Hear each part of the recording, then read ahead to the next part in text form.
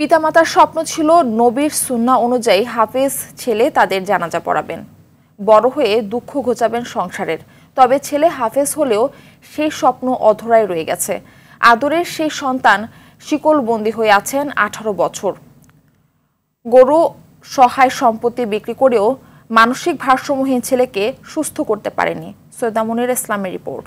সহায়তা করেছেন চাঁদপুরের স্টাফ রিপোর্টার শরীফ চৌধুরী। চাঁদপুরের ফরিদগঞ্জের গুপ্তি পূর্ব ইউনিয়নের ভোটাল গ্রামের আব্দুল কুদ্দুসের ছেলে হাফেজ আব্দুল খালেক 5 ভাইয়ের মধ্যে সবার ছোট। ছোটবেলায় পড়ালেখার পাশাপাশি আচার আচরণেও ভদ্র ছিলেন। পিতামাতার স্বপ্ন পূরণে কোরআন হেফজও সম্পন্ন করেন। তবে ভাগ্য বাদ সাধে হাফেজ হওয়ার মাসখানেকের মধ্যে ধীরে ধীরে মানসিক ভারসাম্য হারাতে থাকেন খালেক। গরু থেকে শুরু করে পরিবারের সহায় সম্পত্তি বিক্রি করে চিকিৎসা করানো হয়। খালেক আর সুস্থ হয়নি। ঘরের আসবাবপত্র ভাঙাসহ পরিবারের অন্য সদস্যদের চোখ ফাঁকি দিয়ে বাড়ি ছেড়ে চলে যেত। পরে বাধ্য হয়ে শিকলবন্দি করা হয় তাকে। আর এভাবেই 18 বছর কেটে গেছে খালেকের।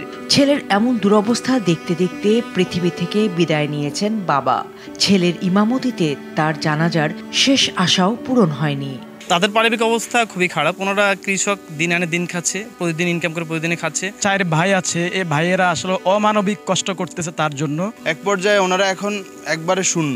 সবাই যদি একটু সহযোগিতা করি, আমার মনে হয় কি আমরা ওনাকে আবার সুস্থভাবে স্বাভাবিকভাবে আবার আমরা আমাদের সমাজে ওনাকে ফিরে পাবো। 3 বছর আগে সরকারের পক্ষ থেকে 10,000 টাকা ছাড়া আর কিছুই জোটেনি খালেকের ভাগ্যে। দিলে নিজের ইচ্ছা মতো চাইলে খায়, দেখা গেছে আমরা করতেন দিছি, এটা কিন্তু ফালাই দিব। আমার ভাই আমরা নিজেরা চিকিৎসা করে চাইছি, নিজেদের দূর করছি, ভাই দিয়ে আমরা নিজেরাই চাই। সরকারের প্রতি আমরা আহ্বান করি আন্তরিকভাবে যদি আমাদেরকে একটু সহযোগিতা করে বা তার চিকিৎসা যাওয়াতে কিছু থাকে তাহলে একটু হেল্প করে। সরকারের সহযোগিতা করি, একটু চিকিৎসা করে, এটাই চাই, আর কিচ্ছু চাই না। আর মরণের আগে একটু বালানি চাই যেতাম আর। অসহায় পরিবারটির পাশে দাঁড়ানোর আহ্বান জানিয়েছেন স্থানীয় ইউপি সদস্য।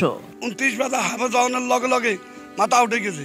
18 বছর শিকল দিয়ে তার ভাই বেড়াদারে বহু কষ্ট করে আটকে রাখছে। এরা খুব অসহায়। সে প্রথম থেকে আমাদের এখানে লেখাপড়া করছে। লেখাপড়া খুব ভালো ছিল, মেধাবী ছিল।